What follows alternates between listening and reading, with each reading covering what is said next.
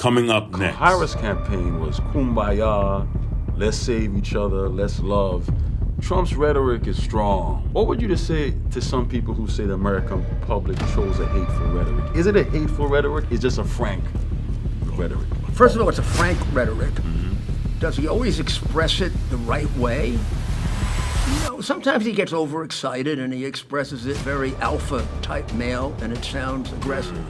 He pardoned more black criminals than I think any American president. Mayor, what do you say to people who would say, okay, why in America we feel we have that, we should be the moral compass? Like, what makes us deserving of having the nukes and we're like the moral record of the world? Considering our history, you know, Native Americans, the Civil War, we have our demons too. But I think that's an area where people will be very, very surprised. I used to say to them, he's got only one color problem. What? Green. Green. I'm Peter Bailey, and I invite you to share a NiteCap with me once again, as it's been years since you've last seen my interviews, which inspired the current podcast revolution and redefined the art of conversation. A journey that began after a career writing for Time, Newsweek, the Miami Herald, and a hip-hop legend's memoir. Peter, he never makes the urban community look like it's terrible. He always tells a story about how far we've come. But was halted after Hurricanes Irma and Maria led me to share my Virgin Islands community story. Nicely greeted by the U.S. Virgin Islands. And frankly, in the over wake the years of that unprecedented tragedy. Peter, you know, ain't too many people get me to do this, man. I know. So I want you to know I definitely respect you. You know what I'm saying? Respect the work that you put in and what you've been able to accomplish and get done. But now I'm back to pick up where I left off, to engage with your favorite stars and news. 50% of my cops are off somewhere else. If I want to stop black-on-black crime, I want to intervene in it. I got to have my cops where it's happening. Bailey, what's up, man? Dude, you like a legend, dude. On the issues that matter most, in search of truth and the clarity derived. NiteCap is back. I'm Rudy Giuliani, and I just shared a nightcap with Peter Bailey. Mr. Mayor, it's an honor and a privilege to, I've interviewed a lot of people, but to sit with someone who's an architect of America's social construct, it's historic. It's You're very, very kind. Thank you. It's historic. I'm looking forward to it. Indeed. So let me tell you the backstory of how I got in Sure. tune with America's mayor, the world's mayor. So I was an intern right out of college for Wayne Barrett. Oh! The Village Voice. Now tell me when. What year? This was 2001. Oh, that's right? after he turned on me. Yes. He was my best friend for a I while. didn't know that. Oh yeah, I'll tell you that. See, I'm learning something. So. Oh yeah. So Wayne and I were extremely close. Wow. We spent hours and hours together. I used to drive him home from the corruption case that I tried. I did not know this. In New Haven every weekend. Wow. So I'm going up there, you know, I'm a journalist, so the dream of a young writer is to write in New York City, because all my family was in Harlem. I'm originally from the Virgin Islands. So I get the first day of the job, and Wayne is just carrying on. You know how Wayne is. He's cursing in the office. And he says, this damn Giuliani, I need you to do something. And I just got there.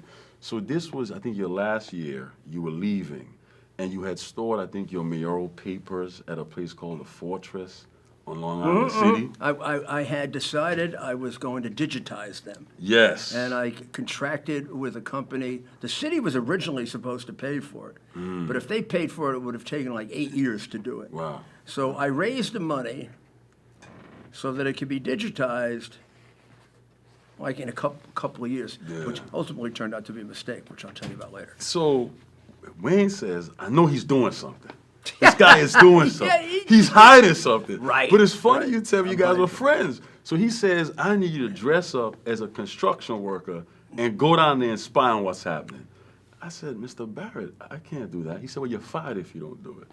So he had me literally put on a hard hat and all that. Long story short, I didn't get in the whole thing. So we drive, he said, okay, we're going to listen to you speak. So he goes to City Hall looking to find you. And that was my fascination. It began. He was looking for what I was going to hide? Yes, yes. He had just had this belief that you were hiding something. See, if he had just asked me, I would have told him. So that's how... I didn't even know what I had. So that's how I heard of Mr. Giuliani. And then my family being from New York, let's speak about that, the roots of how you took on New York City. Okay. Because New York is 50-50, Mayor. Some people feel that when you clean the city up, it took some of the character, the allure of the grunge of Manhattan, right? Sure. And then there's another crew who says, oh, he's a hero, he made it safe. But Where were the seeds planted for you? Because I think Manhattan, it's like a natural wonder, man. So how did you decide, look, I'm going to reshape this narrative? it came over a long period of time. So I'm a New Yorker. I was born in New York. I was born in Brooklyn.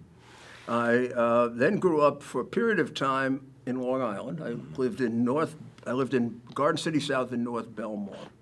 But at 13 years old, I went to high school in Brooklyn. So I took the Long Island Railroad into Bishop Loughlin High School in downtown Brooklyn, not too far from Bedford-Stuyvesant, right on the tip of it.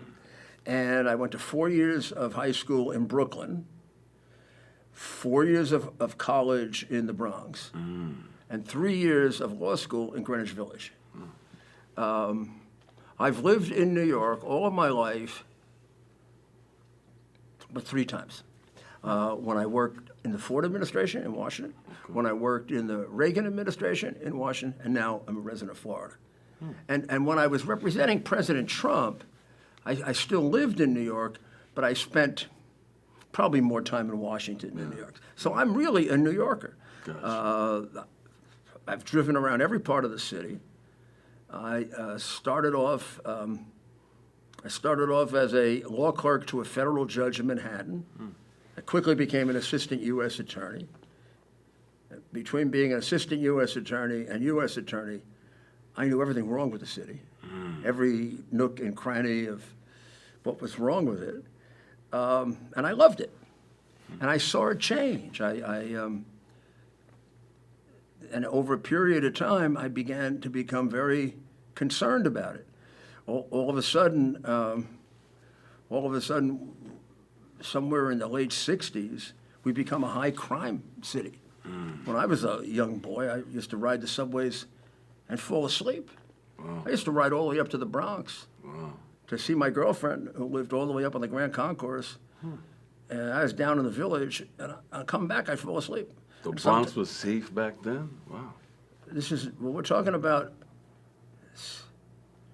When I went to college there, 64, 63. It's the big switch. If you look at the crime stats, the big switch is 69. 69. That's when the numbers start to double, triple. You can go on murders. We got to 1,000 murders a year, somewhere around 69 to 71. Wow. The next time we were below 1,000 murders was 1994. Wow. And then we had gone up as many as 2,000. Wow. So where are we now? We're down to 500. Wow. So that's a big difference. Of course. It reflects itself in all of the other crimes. Crime was pervasive, and it didn't matter where in the city. Of course, it was worse in the poorer areas, but crime invaded all areas of New York, and it began to ruin the city. So I became the U.S. attorney. Ronald Reagan appointed me 1983. And at that time, I had had a tremendous amount of experience in law enforcement. I've been the third ranking official in the Justice Department. I had just helped to co-author a book on a report on violent crime and what had to be done about it. In that book are a lot of my nascent theories, like the CompStat program and the career criminal program. And the one that gets the most attention, the broken windows theory. Indeed. A lot of people think those were invented in '93 when I became mayor. They actually were invented in '81 and '82 when I helped James Q. Wilson on his book. He was a professor at Harvard. So for years, these were working out in my mind. And when I was U.S. attorney, most of my work was on federal crime, not on local crime. But I did things like I worked out with Mayor Koch using the federal government to pick up drug dealers in bad areas once a week to take the burden off the city of having to deal with drug dealers. And we started on the Lower East Side. And so let's say on a Thursday, everybody that got arrested on the Lower East Side went to federal prison. Means they went to jail. If they went into the city prisons, it meant they were out in 2 hours. And the judges were extremely left-wing, extremely liberal, and maybe there was a lot of corruption, who knows. But the impression on the streets, whether you're talking Lower East Side or Harlem or Bedford-Stuyvesant or Cambria Heights or whatever, is that the drug dealers controlled everything. They'd see the cops come in, the cops would arrest them, 3 hours later, they'd be back. Wow, what's this? Cops don't mean anything. So to the extent that they even wanted to be helpful, they weren't. And so I said, maybe I can help you, Mayor Koch. I'll arrest them 1 day a week, and we'll show them what happens when they go to jail. Well, 1 day a week, we would arrest them, and they wouldn't be out for 2 years. Business interrupted. We started doing that, created a disruption on the Lower East Side. They started bribing the federal agents to come back the next day so they could go into local prison. And we wiped it out on the Lower East Side, but intelligently they all moved up to Washington Heights. And that sort of started the Washington Heights thing, which was actually a pretty quiet community. And then when we did it in Washington Heights, they moved to Harlem. When we moved to Harlem, we were just chasing them all over the city. And I said to myself, you know, the federal government can't do this. We're too small. The city has to make an overall commitment, no matter how much it costs. We're going to wipe this out. We're going to build a force that's big enough that they can run, but they can't hide. If they run from Brooklyn to Harlem, we can go get them in Harlem and chase them to Dominican Republic, Washington Heights, which was the Dominican Republic. And then finally we'll chase them to New Jersey and let them worry about it. So I always had these ideas in my head. On the other hand, I never wanted to run for mayor. I wasn't sure I wanted to run for public office. I really loved being a lawyer. I looked forward to being U.S. attorney for about 4 or 5 years, which was my ultimate job in government that I ever wanted, because I began in the U.S. Attorney's Office. They were my heroes. Tom Dewey had been a U.S. attorney, and Henry Stimson had been a U.S. attorney, and Bob Morgenthau was a U.S. attorney. And they were all very independent. I prosecuted as many Democrats as Republicans. I was a Republican, but you wouldn't have known that. I had feuds with as many because some of the Republican Party Al felt you were moderate, you were in the middle. D'Amato hated me, and Charlie Rangel hated me.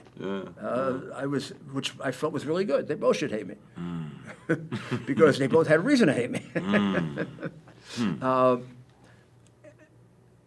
When I did think about politics, I thought about running for governor. And then toward the end of my term, despite the fact that Al D'Amato hated me, he came to me with a friend of mine, John McCain, with a proposition that I run for the Senate. I couldn't understand, what the hell is he doing here, wanting me to run for the Senate? And I realized for a second, something I never knew before, they don't really care who's in the Senate as long as it's on their side, because then they get the leadership. Pretty much. So I thought about it to run against Hillary Clinton in 2000. We were running even.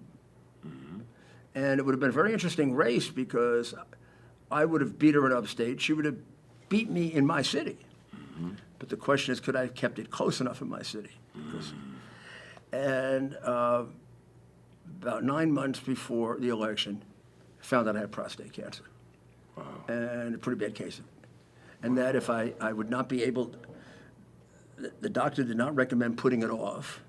Sometimes you can put prostate cancer off until after the election. And I was going to have to go through seed implantation and then a 6-week course of radiation, which makes you exhausted in the afternoon. And I thought, I don't get how I can do this. It wouldn't be fair to the party. And honestly, deep down inside, wasn't sure I wanted to be a senator. If I was going to be anything, I wanted to be an executive. And that's when I started thinking about, maybe I should run for mayor. I know everything wrong with it. Why couldn't I fix it? Except every single friend of mine told me, you can't win. It's a Democratic city, last Republican mayor was John Lindsay, and he became a Democrat. The last one to remain a Republican was LaGuardia, and in 130 years, he'd only be the third Republican mayor. And when I was really thinking about it, Arnie Burns, who was my boss in the Justice Department, came and he said, before you decide to run for mayor, do you know that Abraham Lincoln lost New York City? And you think you're going to win it? Wow. So I'm going to tell you now, you're going to be very surprised. Wayne Barrett was one of my biggest encouragements to run for mayor. Are you serious? I'm serious. Wayne Barrett hated Ed Koch with the same passion he eventually hated me. You. I can't say it was worse, can't say it was better. And he and Jack Newfield, who was his senior editor at the time, At The Voice, yep. and a little less, and a little more balanced on me. I mean, he came to be upset with me, but not to the point of hatred, were encouraging me to run. But they had an ulterior motive. They wanted me to run because I was the only person in the city that looked like they could beat Ed Koch. And they considered Ed Koch to be a racist, and they considered Ed Koch to be corrupt. They did. Wayne did feel that. Now, funny, I prosecuted everybody in the Koch administration. That's how he became famous. I prosecuted his two biggest campaign supporters, his two biggest political supporters. One of his biggest political supporters committed suicide because he probably could have given up all the corruption with the judges. And, Who was that? Donald Maness. Wow. Okay. He found out that we were investigating him. He found out that we flipped his number 2 guy. The next day, he was found on the Grand Central Parkway, over on the side, near one of those cutoffs, with both wrists wide open. Wow. He was taken to the hospital. He survived for 40 days, and he killed himself in the company of political allies, with his doctor often kept out and his lawyer. The thought being he was better off dead than alive. Did he kill himself? Who knows? One never knows. It's sort of like that Epstein thing. Yeah. From my side, from the Virgin Islands, my side. I mean, did he actually kill himself, or was he encouraged to do so? Because the people encouraging him would all be spending the rest of their lives in jail. So you also think Epstein possibly 50-50 didn't off himself? In the case of Maness, I'm 50-50. In the case of Epstein, I'm 70-30. I know that prison backwards and forwards. I was there when it was built. That prison was built next to the U.S. Attorney's office that I was in charge of. When I first began as an assistant U.S. attorney, we were in the courthouse. Then they built a special building for us, U.S. Attorney's office, one side, Federal Detention Center, other side, with the connection between the two, so we could go visit our prisoners. So I used to walk in it when it was still a construction site. Here's why I find it, no one's been able to explain it to me. Gotcha. Low roofs. Okay. This is a high roof, right? Yep. We could hang ourselves from there. Yeah? You'd have a harder time hanging yourself than me. Look at the size of you, right? Yeah. You can hang yourself with the room there. Not easy. Not easy. It could be a hell of a hanging. It could take you a while because you're not going to have that tremendous weight from height. Number 2, they had multiple camera systems. And what you have to be willing to believe is not only that the guards fall asleep and the cameras not work, but the main camera, from which you can watch everything else, stop working, and nobody noticed it for 5 hours. Now, I mean, think of oh my goodness, when you go into an apartment building or a parking lot, you see all those cameras there that they have, right? So, suppose there are, I've forgotten how many they had, 12, let's say 12.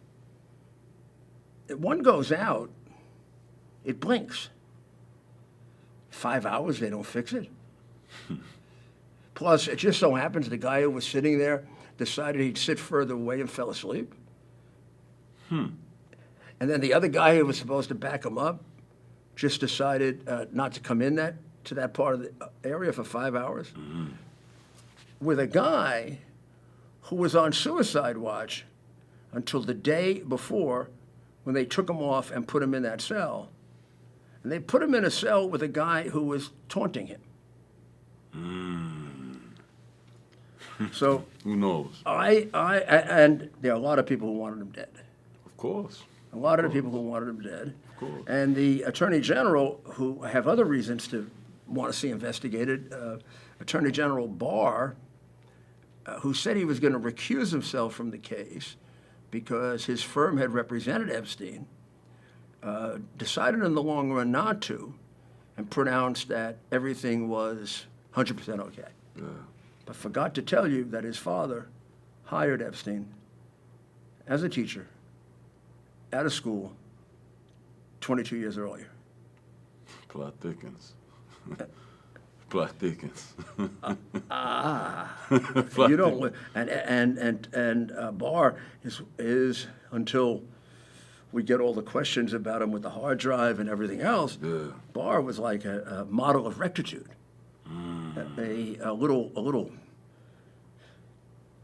conflict like that would have taken him right out of the case. Of course. So, can I tell you it was? When I say 70-30, that doesn't mean I know. Of course not. What it means is there's more evidence on the side that it was a put-up job than that he killed himself. Okay. Whereas in the Manus case, the evidence is about even. Got you. So you decide to run, and once again, the second reintroduction of me and Giuliani, 9/11, when you become mayor. That before Pearl Harbor was the first really domestic attack on that level on U.S. soil. Yeah, I mean, if you consider that Hawaii at the time wasn't U.S. soil, it was a base and not part of the United States. It was before it was a state. So it would be 9/11. The 9/11 would be really, 9/11 was really, I think, the first attack on the United States since the British attacked us in 1812. Wow. So take us there, man. And then, Wow. obviously, it was the first attack on the continental United States, and it was the first terrorist attack. This is in the case of the Japanese, it was a nation that attacked us. In the case of the British, it was a nation that attacked us. But in this case, it was something different that we didn't used to have before. It was a terrorist state that's organized, I don't know, as a nation, but it isn't. But their purpose was to destroy us. Yeah. And I believe that part of the reason they failed in the mission of destroying us, but succeeded in killing more of us than ever before, is that they don't really understand us all that well. When you look at what they did, one plane or two planes go into the World Trade Center. What does that sound like? That sounds like it's the core of world trade for America. And isn't that one of the reasons America's the most powerful country on earth? Because it controls trade. The next one was supposed to go into the Capitol building to destroy our political system. So I think symbolically and actually, they wanted to kill our political system and they wanted to kill our economic system. Except they kind of, in the World Trade Center, they kind of picked the wrong place. They'd have been better off attacking maybe the stock exchange. The World Trade Center was just a group of buildings with a group of offices of a lot of financial firms. But you want to get to the heart of what makes America $1 trillion a day, it's the stock exchange. And I have to tell you the truth, that was the number one target of Islamic terrorists. So I had been involved investigating Islamic terrorists on and off from the 70s, going back to when Arafat was taking airplanes and killing people. I considered it much more serious because I had such a long history with it than most Americans did. I knew they had a maniacal desire to destroy us and to destroy the Jewish people. Comes right out of the Quran. People avoid that. They make believe it's not true. They live in some kind of an unreal world where they want to be nice to other people, and then they get people killed. But if you read the Quran carefully, second half of it, after Muhammad is rejected by the Arabs, by the Jews and the Christians, he goes out in the desert, he rounds up a group of Bedouins, and they become warriors. Wow. He goes from being the very, very beneficent Muhammad, where we get these wonderful quotes about how Christians are just about as good as Muslims. They just don't realize Muhammad. And the Jews are wonderful because they established everything. It becomes they're infidels, they're monsters. The only way you can control them is by going into their village, killing a few of them, and then taking it over, which he proceeds to do. So it's a warrior religion with great incentives for fighting for the faith, which include immediate ascension into heaven and the accompaniment. There are a lot of versions to the 72, 79 virgins, but the accompaniment of beautiful women. And I studied to be a priest. You? Yeah. Wow, okay. I studied comparative religion. And so the minute they started building these organizations based on an insane, most ancient and most vicious interpretation of the Muslim religion, I said, this is really dangerous. This is a dangerous thing we're dealing with here. Because once they become religious fanatics, there's no way to deal with them. Not at all. You know, Can't argue on a man's religion and faith. Yeah, I mean, Kennedy used to say, not Kennedy, Reagan used to say, mutually assured destruction is immoral because our world exists only because America can destroy the world and Russia can destroy the world and now China. And since we can all destroy the world, we're not going to do it because China realizes they can't destroy us enough, so we can't destroy them. Russia realizes the same thing, and we realize it. So we call that mutually assured destruction. So, Mayor, am I in this naive, you know, we live in a very politically correct society. So am I in this belief that I thought we rule because an altruistic desire to heal the world, but you're saying it's all rooted in fear? Well, we do. I do believe that America, that's the overall, unusual to most countries. That's been the overall mission of America from the beginning. Occasionally diverted by dishonest people. Gotcha. But if you want to look for what we stand for, that's what we stand for. We're never quite good enough to reach it. We're human, of course. Human nature is more. But we probably have done a better job of most countries of getting close to it. Gotcha. So that's the way I would put it. Gotcha. But this mutually assured destruction said, well, right now it would say Putin's not going to use a nuclear weapon because if he does, Trump will, and Putin will get killed, and everybody will go, and nobody wants to do that. So Reagan used to say, just think of how dangerous that is. The world is in the hands of everybody being rational. One of those people goes crazy. Goodbye, world.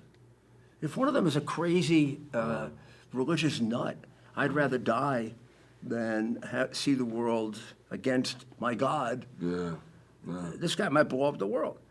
And when you get to something like the Ayatollah in Iran, you're starting to get close to that, right? You're starting to get close to a guy who thinks that he's got the only true religion, and he can do anything to pursue it. So I think we're in a very dangerous state right now. So I think Putin's a very dangerous man, a very evil man, but he's rational. Okay. I think the guy running China, Xi, same thing. Vicious, horrible, murderer. You couldn't say anything good about him except one thing, he doesn't want to die. And then the same thing can be true in America, whether you buy the idea that Biden or Trump was a bad man. I don't think anybody believes they are men who want to kill themselves. But then you look at the Ayatollah and you sit back and say, wait a second. Mayor, suicide bombings and That's a pretty dangerous guy to have nuclear weapons. Mayor, what do you say to people though, who would say, okay, why in America we feel we have that, we should be the moral compass? Like, what makes us deserving of having the nukes, and we're like the moral record of the world? Considering our history, you know, Native Americans, the Civil War, we have our demons too, but I think we was talking earlier, America's greatest gift is probably its ability to reinvent. Yeah, you got it. That's it. We all have the same history in a way. People could start arguing, is our history better than Europe, or better than Asia, or better than Africa, or in terms of oppressing people, hurting people. In one way or another, almost every era of mankind, we have slavery. I think one of the reasons why slavery is so difficult for us, it's so different than our ideals. Most other countries don't have that. So you look at slavery in ancient Egypt. And let's touch on that, it didn't contradict any ideals they had. What I find, let's just talk about that. I think America likes labels, right? Yeah. And I think if you look at ancient history, hell, the Romans were technically Eurocentric white people who enslaved the French. They enslaved the Brits. Why is it with our form of American modern slavery, why is the race thing? Would you think the race thing is a political bait? No, you know what I think it is? I think it's two things. One good, one bad. Tremendous hypocrisy. Indeed. The Romans did not claim that all men were created equal. The Romans claimed we're on top. Gotcha. And they enslaved black people. They enslaved all kinds And of white people. And they enslaved green people, and pink people, and yellow people. And they enslaved their own people. Yes. They take a Roman and make them a slave. Yeah. But there was no Thomas Jefferson around there writing, all men are created equal. Interesting. So we found America on a principle of equality, and then we have this unbelievable contradiction. Exactly. Right? Exactly. In our gut. Exactly. And I think that's one of the reasons why slavery has become such a problem for us more than any other country. Because in many ways we haven't had the longest slavery, the most slavery, the worst slavery. We've had the most hypocritical slavery. Interesting. And then even after we cured it, we had a form of it going on. You know, we had remnants of it going on Jim Crow, with Jim Crow, separate but equal, don't sit at the counter. It wasn't like Lincoln ended it. And Lincoln did not feel blacks were equal. He just wanted to maintain the Union. He wanted to maintain the Union. In the Douglas-Stephen debates, he said, you know, he just didn't, he felt it was destroying the country. So I don't necessarily think morally he thought black and whites were equal. I don't know. If you study his debates. You know, I don't know that, I don't know. He didn't think they were equal in the sense that he didn't think they were both ready for the same responsibilities. And the same thing with Jefferson. Jefferson... Didn't he own slaves, though? Yeah, Jefferson owned slaves. You were talking about. So now you got a real contradiction. Yeah. Jefferson was very much against slavery, and he owned slaves. Jefferson, when he was 27 years old, introduced a resolution in the Virginia House of Burgesses to free all slaves in Virginia. His law teacher told him, if you introduce that, you're finished. You'll never go anywhere. So he didn't have the courage to do it, or he had the common sense to realize he'd never do anything else if he did it. Then he would start, and then he would write about it, and he'd like to see them freed, but then he didn't know, could they take care of themselves? Wow. Free, take care of themselves. Free, take care of themselves. Then they got into that idea of, what was it, Liberia? Maybe the best thing to do is send everybody to Liberia, and they can develop their own country, we can bring them back. Yes. So it was, for some of them, it was just pure, mean, horrible people who need to feel bigger and better than somebody else. Better than somebody, yeah. For others, it was a complete state of confusion, a complete state of, they grew up this way, they knew it was wrong, they knew what to do about it, they just didn't quite have the courage to do it. Gotcha. And then you had the people who had the courage to do it. So the thing that I like to emphasize to make people feel a little better about America is almost from the beginning, we had whites who believed in emancipation. Indeed. We had whites who The believed Quakers, in right from the beginning. My goodness, the first Puritans that came over, the Puritans and the believed in equality. It was actually the Pilgrims, rather. It was actually the Puritans who came over that hated the indigenous people. The original Pilgrims became absolutely friendly with intermarried with the indigenous people. The Puritans come over, get afraid of them, and start killing them. All throughout the Northeast, almost from the beginning, there were big emancipation movements. People who were getting killed for it, people who were writing editorials about it. By the time you get to the Revolution, the Civil War, although Lincoln is afraid to make it just about slavery, the South does. The Declaration against the United States in South Carolina, the first one is, what are the reasons for this war? Boom, slavery. Number one, that's it, number one. And Lincoln finally embraced slavery when he realized he had to win the war. He was losing morale. He said, I got to make this war about a higher principle than who has more money, the North or the South. Exactly. And he made it about human rights. Exactly. And what that meant was there were hundreds of thousands of people he could encourage that way, who were white people. So you had your good white people and your bad white people.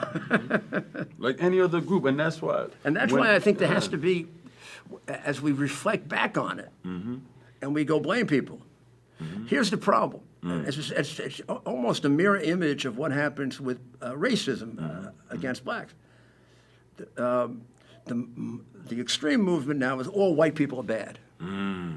If all white people were bad, it would have taken much longer to get out of slavery than we did, because they went to war for slavery, and they were proud of it. Interesting. It wasn't that all white people were bad. Some white people were bad. On the other hand, we get whites who look at the blacks, they see some black crime, they see some blacks that frighten them, Exactly. and now every black frightens them. And the media doesn't help. I have a running joke. No, on both sides. In the 80s and the 90s, you watch movies in Hollywood. I got this concept. If you just watch black representation in Hollywood in the 90s, if I was an alien coming from Mars, and I see a black guy, if I just watch movies and music videos, I'll probably ask this black guy for weed.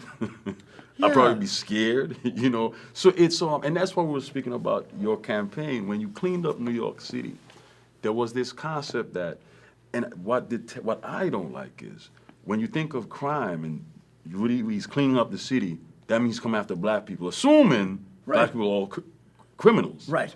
So when you decided to clean up the city, was this a racial thing? Was this a... No, I tried to do it, although nobody would believe it, because everybody's into their own narrative. I tried to do it based on the Comstat system. Statistics determined my law enforcement strategy, and the statistics better be right. So what I did, this is a thing I developed 10 years earlier, and we measured crime every single day in every single precinct, and it went into a computer. So every minute crime was entered as to where it happened, what time it happened, who did it, as far as we can tell, what kind of crime. The next day we had a report on where was crime going up, where was crime going down in every precinct of the city. I assigned my police officers based on where they were needed. So when I came in, the black parts of the city had roughly the same number of police officers as the white part of the city. Interesting. Which you could say, okay, fine. Why did you put more cops then in the black part of the city? Because if I didn't, they would have died. If I didn't, 70% of my murder is happening, 70 to 75% of my murder is happening black on black. 50% of my cops are off somewhere else. If I want to stop black on black crime, I want to intervene in it. I got to have my cops where it's happening. If it were white on white crime, they get assigned that way. Or put another way, I wasn't going to take my organized crime task force, which I put together with the FBI, and have them go after black people. Have them go after Italians. Because you weren't. They had issues. The mob had issues with you too. Suppose they said, hey, you have an organized crime task force. It's not equal. It doesn't go after Puerto Ricans. It doesn't go after blacks. It doesn't go after Irish. It doesn't go after women. You got to equally go after all of them, and then you can have one. It would have been ridiculous. I would never have cleaned up the mob. Now you say to me, you got to have an anti-crime task force that deals with street crime. Got you. And how is it that 70% of it is in black neighborhoods? Well, it's in black neighborhoods because 70% of the people that get killed are in black neighborhoods. So the statistics with maybe about a 3-4% deviation were, that's exactly right, about 75% of the people who committed murder, when we had 2,000 murders or more, were black. Ooh. And 70% of the victims. Ooh. Do you know when we got it down to 500, it was almost the same percentage. The percentages remain the same, but I'd like to think that I saved more black lives than anybody in the history of the city. Is it wealth inequality that causes that issue in those urban communities? What is it? Nowadays, Yeah. wealth and inequality began it. Lack of education began it. Not just lack of education, the horrible deterioration of American public education, which I believe is racist. Indeed. I think it's absolutely racist. I think if, here's an area where I think if, and you know, I'm not even sure of this anymore, because in white areas, the public schools are now going down, and I'm not doing anything about it. Yeah, rural America's getting really bad. The American Teachers Union is communist. And I think they want this. Because the communists way back in the 40s or whatever, decided that the best way to tear us apart was not based on wealth, the bourgeoisie and the proletariat. It was based on race. Split us on race. We're more vulnerable that way. Blacks and whites are more confused about race than they are about anything else, because they've been told such inconsistent things about it. We all have our prejudices, our fears, but white people will see a black person, realize it's only, when I say 70% of the murders are black, it's only about 10% of the people in the population, or 5%. If I'm looking at a black person, there's about a 5% chance he's a criminal, maybe less than that. I'm looking at a white person, there's about a 2% chance. It's a matter of luck. But I'm going to be a lot more frightened by the black person because of what I see on television. What you see on television. Right. I see, see on and then Hollywood, even the black movies, they tend to make, right? So let's go to this election. It's only recently, maybe not so recently, that we've had some, Images mainstream, yeah. And funny thing, before we started that, we used to have better representations of black families and music was Luther Vandross. Yeah. This so I grew up, and this is what Wayne. The reason Wayne hates me because I ran against David Dinkins. Got you. Okay. Got you. And he thinks I was unfair to him. Got you. And I don't think I was, but that's the story. But Wayne knew about me this from my father. And I know everybody loves to say this. I don't have a racial bone in my body. My father was a boxer. My father sparred with Sugar Ray Robinson. I could just as likely go to my father's bar. My father had a bar in Brooklyn. And I could be sitting with Irish guys, Italian guys, black guys. When my father went out with the boys, my father would go to boxing matches 3 nights a week. He would take me. Sometimes it'd be 3 black guys. Sometimes it'd be 2 Jewish guys and 2 black guys. Sometimes it'd be an Irish guy and 2 Italian guys. Now, I got to tell you, the things they called each other. Maybe I got a joke. But I got to tell you, they loved each other. Yeah. They were all at each other's funerals. When they needed money, they all gave each other money. Every once in a while, some of them were skirting. Every once in a while, they get in trouble. They come up with the bail money. It was them against the world. Other black guys who didn't like it, screw them. The Mafia guys who didn't like it, screw them. But we all grew up together. And that's the way I I learned it. I could never see how, if you're an Italian, you're inherent. How can Italians say we're inherently better when we have the Mafia?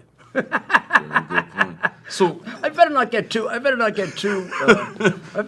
think we're all Michelangelo. You know. So Mayor, moving to this election, man. When I think of you, my mom is 81. She's a strong, resilient lady. 1 She just year had a older than stroke, me. and she's recovering. She's So down the lived- Virgin Islands. So she lived after what I. There you go. You took on the world for the new president-elect. Why?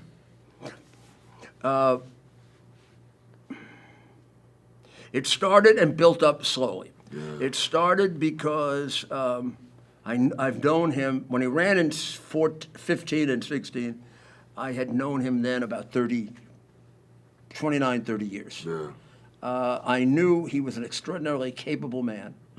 I knew he was a bit of an different, but I'm not. I'm very much aware of the fact that politicians really are.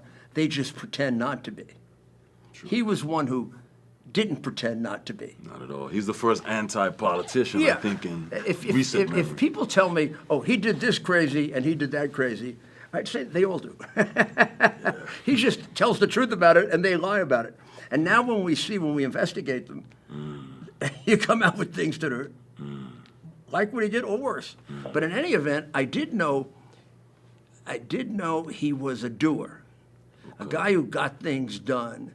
And I knew he was basically an honest man because I knew all the builders in New York. And he and one or two others were about the only ones who never tried to influence me. Never tried. They all paid. He was a big supporter of mine, gave me a lot of money. I turned him down for the biggest project in the city. He never said a word. Half the other ones came crying like babies. And he knew how to operate within the legal system. So then I went to work on his campaign, and I found that they were treating him really unfairly. And I got really close to him when they accused him of Russian collusion. I knew it was false. And I'm a lawyer. I love to take on noble causes. At the time, it was a noble cause. They turned it into a terrible cause. To me, the idea of defending an innocent man is the highest thing a lawyer can do. So I took it on because I knew personally that the Russian collusion thing was untrue. I was with him for 8 out of the 12 months that he ran. If he were colluding with the Russians, I would have known about it because he talks too much. He'd be the kind of guy that would have to talk about it. And plus, the conversations he had in front of me were so open. Second, his wife hates the Russians. She would have killed him if he was. And there's something about that, and I knew there was something inherently wrong with it. They were framing him. So I went and I volunteered to represent him, and that's how it all started. And then they gave me the evidence of Biden's criminality. The Ukrainians did, which only because I had deep connections with people who work for our alphabet agencies. Remember, I've been doing that work for 30 years, and I'm going to say something that sounds a little, and I was the best at it. I mean, in the 20th century, there's nobody that comes close to having prosecuted the cases I did. And I had a relationship with the FBI that was like that. So, Mayor, what would And with you... the police department that was like that. Now, the FBI tried to frame me, which is one of the greatest disappointments of my life. What would you say to those, man? Because the election just happened. I'm from the Virgin Islands. Now we're talking about the new election. Yes, this new election. So in the Virgin Islands, we're this predominantly black U.S. territory. And I guess the norm is, wow, the Harris campaign was kumbaya, let's save each other, let's love. Trump's rhetoric is strong. What would you say to some people who say the American public chose a hateful rhetoric? Is it a hateful rhetoric? It's just a frank rhetoric? First of all, it's a frank rhetoric. Does he always express it the right way? No, sometimes he gets overexcited and he expresses it. Maybe it comes out of a very alpha type male and it sounds aggressive. I can tell you he's one of these guys, and we all know them, that when you get to his soft side, he's a very, very good guy. Now, think about it. He pardoned more black criminals than I think any American president. When he passed the bill to change the 1994 Crime Act, he let hundreds and hundreds and hundreds out of jail because they were in jail. That bill, which was passed by Biden, not his fault really in a way, because nobody understood how it was going to be used. I was in favor of that bill. All of a sudden, when I'm out of office, I hear all these complaints that people are going to jail for marijuana. Yeah. I never passed that bill for marijuana. And not illegalized. Well, in my career as a narcotics prosecutor, and I prosecuted Frank Lucas. These guys are movie guys. And I prosecuted Nicky Barnes, and I prosecuted maybe 30 Mafia drug dealers. This idea the Mafia wasn't in drugs, nonsense. The Mafia and the Harlem, particularly the Harlem blacks, had a terrific relationship. I don't think they ever killed each other. They made a deal on drugs and on numbers, and it worked out to their advantage. They made a fortune on it. But I put them all in jail. I mean, they may have been friendly and I had a good time in jail, but they all went to jail. Interesting. So I was very, very aware of it. And maybe as an Italian who had to deal with the Mafia, I never felt that blacks were particularly bad. If I would run into friends that would say anything about blacks or other people, or I remember they said, "Oh, these Chinese, they're much more violent than the Mafia." I said, "Yeah. Did you ever meet Vito? Vito chopped up 49 bodies. What do they do that's worse than that?" Well, okay. You know. But I think that somehow in America, and maybe it's because of slavery and the way it played out, we tend to think in race too much. A little bit too much, yeah. It's an addiction. I have this saying that... And it's unrealistic because we're not that different. We're actually, I can sometimes say I find myself, let's take it out of white-black. I find myself more like, on some things I'm more like a guy who's French or a guy who maybe has a British background. And on some things, I'm more like a black guy or more like a Puerto Rican guy. And on some things, I'm more like a... And there are black people I like better than Italian people. I just think and there are German people I like better than French people. I mean, I'm human first, but I realize, Who I'm do I get along coming with? from the Caribbean, and when I moved to the mainland, color.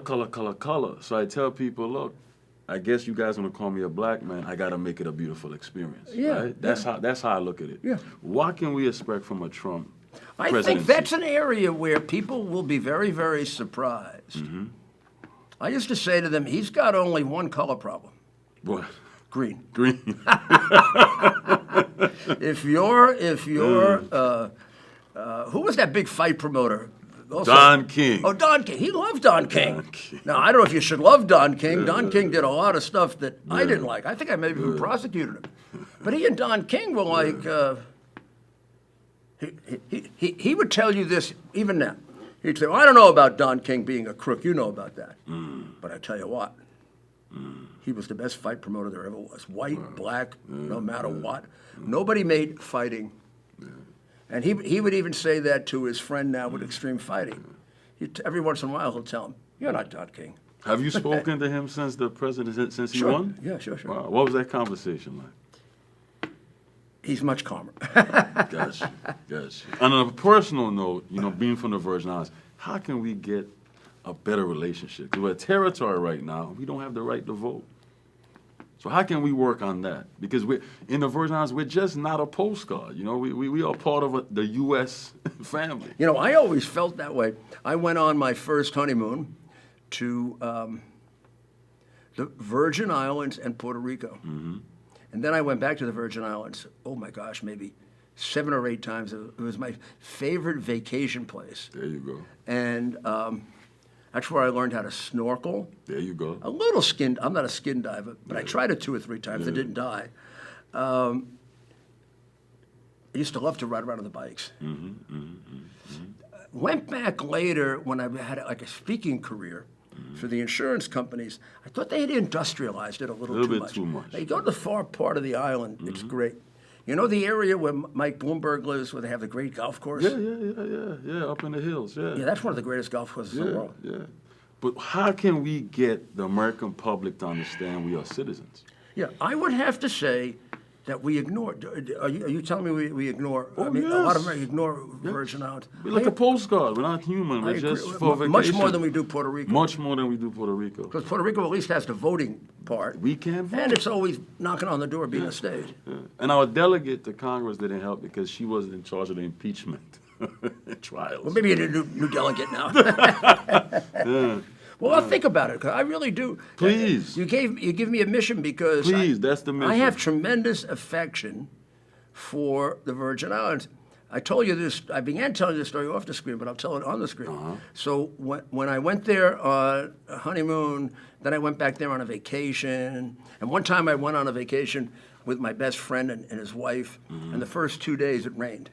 Yeah. And we were all ready to go to the Bahamas. We were going to leave, and we wake up that morning. We had tickets to it, and it's beautiful. Yeah. And we stayed for 7 days, and then the American Consul General invited us to his place, and his place was it's right on the water, big red brick castle-like thing. I was a kid then, probably not as big as I remember. Yeah. But when you're young, everything is. Everything is beautiful.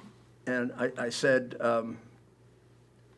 when I retire, that's what I'm going to ask the president to do, to make me the consul general so I can have this house. In the Virgin So, Islands. in the Reagan administration, the guy who put together the tax cuts for Ronald Reagan, Reagan says, "What would you like?" "I want to be consul general." I went and visited him, beautiful again. 10 years later, I go back to give a speech for one of the big insurance companies. And I say, "I'd like to go see the American ambassador." They said, "That could be arranged. The American Consul General. He likes you very much. They want to talk about 9/11. Terrific." So I take out one night to go see him. I said, "You're going the wrong way." They said, no. They're going like into a suburban community, somewhat near the golf courses on the, what would that be, on the It's east, up by on Mahogany Run. It's the north part of the island along the on the coast. eastern end of the island, right? Not as far from the airport as the... No, it's, it's right. up in there. So we're driving there. I said, "You're going the wrong way." And my host says, "He knows the island a lot better than you do." "No, he doesn't. I used to drive all around." He said, "I'm telling you, he knows the islands better than you do." And it's a beautiful, nice suburban house. I walk in, and I say we greet each other. I say, "They must be renovating the mansion." He said, "No, Bill Clinton sold it." He thought it was unseemly that we had such a beautiful house in a place that was poor. I said, Interesting. Jesus, I didn't get mad at Clinton for his impeachment. I didn't get mad at Clinton. Now I'm mad at him. For that damn house. For that damn house. But I think that's the two things to look into would be, one, how do we bridge that gap? Because it would be an easy gap to bridge because Americans love going there. It's like a modern day colony. When I used to go there, it was, you had to book in advance. You had to work out all kinds of deals to get there. People loved it. The resort that we stayed at was fabulous. The second thing is, I think people have to see the value of it. It's now become sort of the center of the insurance industry. Yeah, it does. It is. Yeah, I mean, it's probably making more money now. Like you said, when Cuba closed, we became the place to go. When Cuba closed, you became the southern vacation destiny, the southern honeymoon destiny. Pretty much. Yeah. Pretty much. Mr. Mayor, enjoy the conversation. Well, we're going to do one of these in Virgin Islands. Please, see, I'm holding you to that. And I'm holding you to that. You're going to hold me to it because you to that. you're going to find me a nice little bicycle. Yep. And then I'm going to go around and see if I can still figure my way around the island. But I'm holding you to that because I told my mother, I'm sitting with him. She said, "Giuliani." She said, "Wow, that guy saved New York." You have that beautiful hotel. Frenchman's Reef. Oh, that one's good. That's one of the old ones. That's one of the old ones. But what I'm thinking about is one in the middle of the island, south something It's on a hill. Believe it or not, it was just built when I went there. It's probably an old hotel now. There's many of them. And I stayed there. I stayed there a couple of times, and I had a cousin who would go every summer there with his family. And you walk down to the beach. And it's right, sort of in the middle of the island. It's a red brick building. Oh, is And that one the time, Mafia? one of the nicest times I stayed there, we actually rented our own. We rented a house from somebody. Yeah, they do that a lot. Yeah. Sort of like right in the middle. Yep, that's the north side of the island. Yeah, right in the middle. It was a beautiful house. They had provided someone who would bring food for us and take care of us to make sure we'd be okay. And we were there with two couples. That was probably our nicest experience. And that's why, we talked about, I guess we dream of this post-racial society. I always think that if America got to really know us culturally, we could learn something from us. We're not as obsessed with color down there as much. We're more obsessed with your character. We would learn something. Yeah, we're more obsessed with character, Yeah. meritocracy. If you're a good person, that's what I'm looking at first. Well, we get hurt. We get hurt by the people who have the big mouths. Indeed. So if I say, "Oh, blacks and whites largely get along," who covers that? But if I say The trauma sells, man. all Chaos blacks are sells. responsible for murder, and You're going viral tomorrow if you say that. or all whites are evil, and you get the attention. They put you on TV. That's the new algorithm, Yeah, right? yeah. Hate drives But the I have algorithm. a funny feeling that people are beginning to see behind They're it. getting tired of it. I think it's They're tired of it. growing on They get- both they sides. I get think it's tired of it. growing Yeah. on both sides. That we've been sold out a little too long now. We're getting tired of being controlled. and we're getting tired of living in fear. It's so basically illiterate. I mean, it's like really stupid. Especially the new young generation. They're different. Yeah. They're different. Yeah. It's hard to hate a black kid if you listen to Kendrick Lamar in your ears all day. Yeah. It's shifting, and I look forward to it shifting. So my children now are in their 30s, and they grew up with that. They don't understand it. That's what I'm saying. They don't understand it. That's what I'm saying. They look at it, and one is very conservative and one is very liberal. But on the area of race, they're both the same. It's about what you stand for, Yeah. and I think that's what we should be leaning towards as a country. Well, maybe there's real hope. There you go.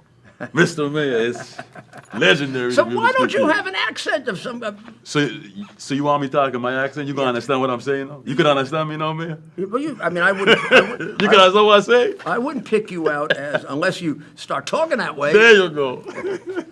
So But also, the accent in Virgin Islands is not that great anyway. no, it's thick. And it has a little English to It's it. a sing-song type of. Well, because yeah. was it originally in English? Man, we went through we went sold from Denmark. We had Denmark, France. I think it's a gem everybody wants. Yeah, so we yeah, traded, yeah. we were sold Well, I'm from, thinking of Bermuda. We were bought Yeah. from Denmark in 1917, Right. basically because of Cuba. Because Right. America wanted a place in case of an insurrection from Russia. You could Right, put right, exactly. right. So to protect America, Right. technically. And then at one point, the French had us, Spain had us, like 7 different countries. So I think, I hate to put it this way, but colonization hurt us, but it also advanced our worldview. It's hard to hate people 'Cause it when you have challenged all you. kind of challenged us. Yeah. It challenged us to be forcefully have to embrace different people. The typical Virgin Islander encounters 20 different cultures in a year. So how can you hate people you're exposed to these different facets of humanity? Yeah, in a strange way, it's like New York. Yeah. It's like a little New York in the Caribbean. I say about New York, Yes. if you come away prejudiced, Yeah. you're crazy because you got to deal with everybody every Yeah, day. everybody. And if you don't figure out there are some good and some bad, then you're just not watching. Exactly. Mr. Man, Thank you. I love the conversation. loved it. Yes. Thank you. Just real people, real convo.